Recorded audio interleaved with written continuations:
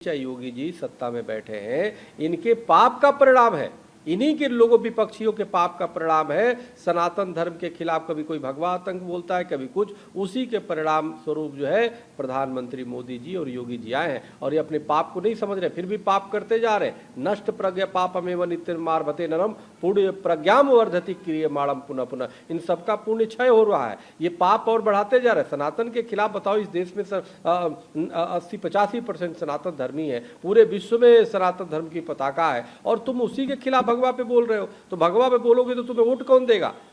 तुम्हारी जज्बात तेरे चेहरे से सब जाहिर है।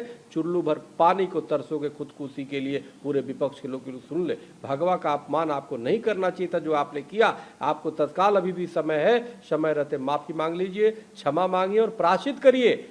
इस तरह की हरकत, किसी की भावना को आहत करने का आपने सुपारी ले लिया है क्या? सनातन धर्म के खिलाफ सुपारी लिया है, आप भगवा के खिलाफ सुपारी ले लिया है। काम कोई और करता है, चोरी कोई और। अरे हम सब ने विरोध किया, हम सब चंदा चोरी के, दान चोरी के खिलाफ है। सबसे पहले हमने आवाज उठाया। हमने तो एक चैनल पे जज के रूप में हम गए थे, वहां भी हम चंदा चोरों के खिलाफ हमने आवाज उठाई। लेकिन तुम भगवान लेकर के कि भगवा चोर है, तो ये तो कहीं ना कहीं तुम्हारे मन में खोट है। तुम मोदी जी के खिलाफ या सरकार के खिलाफ बोल सकते, विपक्ष के काम है विपक्ष पे बोलना, लेकिन तुम सनातन के खिलाफ बोल रहे हो। इसलिए कोई सनातन धर्मी तुम्हें स्वीकार नहीं करेगा। तुमने पाप किया है, तुम्हें प्रायश्चित करना चाहिए। और एक दो पप्पू नहीं है, पूरा विपक्ष ही पप्पू हुआ है और लोकतंत्र का नाश कर रहा है, नुकसान कर रहा है।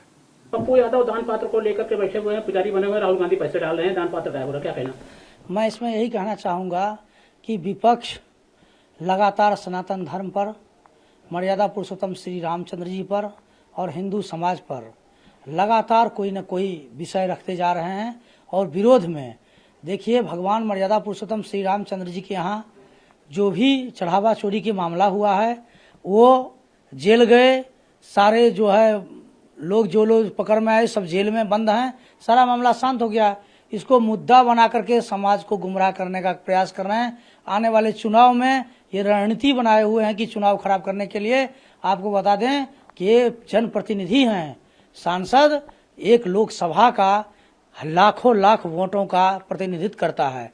और आज सांसद भवन में जिस तरह से ये लोग नौटंकी मचा के रखे हैं, ये साधारण बात नहीं है। ये अति निंदनीय विषय है कि सांसद भवन जैसे एक व्यवस्था में जाकर के और इस तरह की बातों को लगातार ये लोग आरोप प्रत्यारोप लगाते हैं। सांसद भवन समाज के, राष्ट्र के और पूरे भारत के कार्य क्षेत्र का वह गढ़ है। वहां से कैसे मानवता में उत्थान हो, युवाओं में उत्थान हो, समाज का कल्याण हो, विकास हो, कैसे देश तरक्की को पाए, इसका प्रश्न और उत्तर हो और उस पर कार्य योजना करके लागू हो। इसको न करके पूरा सांसद का सत्र जो समय होता है वो इस सब नौटंकी में लोग लगा करके पूरे देश की व्यवस्थाओं को चरचरा दिए हैं। ये अति निंदनीय है, इसका मैं घोर विरोध करता हूँ। जो लोग 70 सालों से चोरी करते आए हैं, वो अब हकीकत की तरह थोड़ा नौटंकी करने लगे हैं।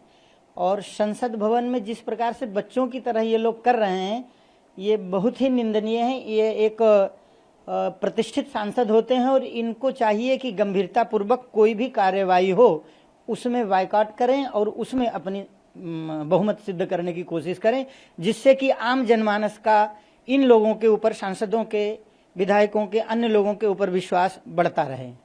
पप्पू यादव पुजारी के भेष में बैठे हुए हैं, ये सब क्या है? ये सब नौटंकी चल रहा है, ये नौटंकी कर रहे हैं। क्योंकि हमेशा से जो राम जी का विरोध करते आए, राम मंदिर का विरोध करते आए हैं, आज पुजारी बन के बैठे हैं। यही सचमुच मंदिर बना के बैठे होते तो हम लोग इनका समर्थन करते हैं। राहुल गांधी जी पैसे डाल रहे हैं चंदे में, 1 रुपया राम मंदिर में देने नहीं आए, न किसी संतों को आज तक दिया है। अयोध्या में अगर किसी संतों को या पूरे भारत में राहुल गांधी जी किसी संत को दिए हों तो बताइए। छोटे छोटे साधु सरयू किनारे झोपड़ी बनाकर रहते हैं, एक भी आवास भी मुहैया नहीं करवाया अभी तक अपने जिंदगी में इन्होंने। मतलब नौटंकी है, सारी बातें नौटंकी हैं, सारी चीजें नौटंकी हैं। बिल्कुल जी। नाम क्या आपका? महामंडलेश्वर गणेशानंद दास जी है।